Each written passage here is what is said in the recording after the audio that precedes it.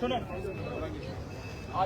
এটা হলো একটা কূপ ছিল এখানে একটা কূপ ছিল, এটার নাম হলো বিগরে আরিস, উপরে লেখা আছে ইংলিশে বিগরে আরিস। পরবর্তীতে এই কূপটার নাম হয় বিগরে ফাতেমা। বিগরে ফাতেমা মানে আংটি, আংটির নাম ফাতেমা। তো এই কূপটা রাসূল কারীম সাল্লাল্লাহু আলাইহি ওয়াসাল্লাম, ইংলিশে লেখা আছে, হাদিস ইয়েতেও লেখা আছে, সংক্ষিপ্ত আকারে বলছি। রাসূল কারীম সাল্লাল্লাহু আলাইহি ওয়াসাল্লাম একদিন মসজিদ নববী থেকে এই কূপের পাশে আসলেন। এসে তিনি ওইদিকে ফিরে এই কূপের হজ বরাবর বসলেন। বসে ওনার এই পায়ের টাকনু বরাবর পানি নিচে বসে পান আনতেছেন। রাসূল কারীম সাল্লাল্লাহু আলাইহি ওয়াসাল্লাম পিছনে ছিল হযরত আবু মুসা আশআরী রাদিয়াল্লাহু আনহু। তিনি ছিলেন রাসূল কারীম সাল্লাল্লাহু আলাইহি ওয়াসাল্লামের ওই গেটের দারোয়ান। কিছুক্ষণ পরে হযরত আবু বকর রাদিয়াল্লাহু আনহু আসলেন। তিনি এসে বললেন, ইয়া রাসূলুল্লাহ, আবু বকর এসেছে। তখন তিনি বললেন, আবু বকরকে আসতে বলো, এবং আবু বকর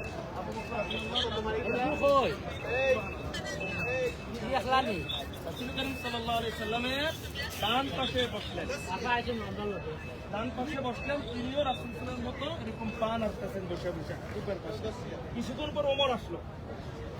ওমর আসার পর রাসূল সাল্লাল্লাহু আলাইহি ওয়াসাল্লাম বললেন, ওমরকেও জান্নাতুল সুসংবাদ দাও এবং তাকে আসতে বলো। ওমর রাদিয়াল্লাহু আনহু আসার পরে রাসূল সাল্লাল্লাহু আলাইহি ওয়াসাল্লামের বাম পাশে বসলেন, এই কূপে এখানে। কিছুক্ষণ পর ওসমান আসলেন। ওসমান আসার পরে রাসূল সাল্লাল্লাহু আলাইহি ওয়াসাল্লামকে আবু মুসা আশআরী বললেন, ইয়া রাসূলুল্লাহ, ওসমান এসেছে। বললেন, ওসমানকেও আসতে বলো, তাকেও জান্নাতের সুসংবাদ দাও। সুবহানাল্লাহ, সুবহানাল্লাহ। তো এক পাশে ডান পাশে আবু বকর, বাম পাশে ওমর। ওসমান কোথায় বসবেন? ওসমান রাদিয়াল্লাহু আনহু এসে রাসূল সাল্লাল্লাহু আলাইহি ওয়াসাল্লাম বরাবর সামনে বসলেন, কূপের ওই পাশে বসলেন।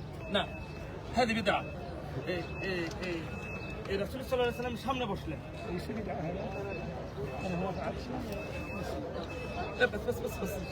রাসূল সাল্লাল্লাহু আলাইহি ওয়াসাল্লাম সামনে বসলেন।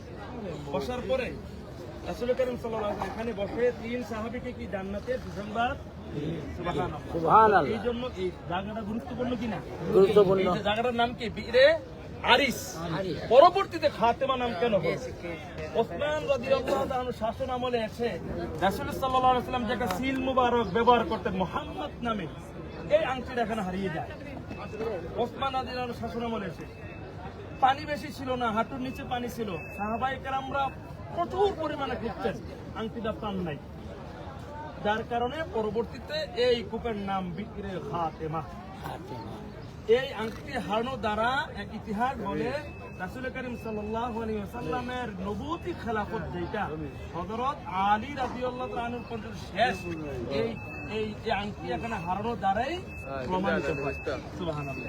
আবার আসেন, এই যে মিনারটা আমরা দেখতে পাচ্ছি, এই মিনারটাই ছিল নিচে কুলসুম ইবনে হিদামের বাড়ি, যিনি এই মসজিদে কুবার জায়গা দিয়েছেন। সুবহানাল্লাহ।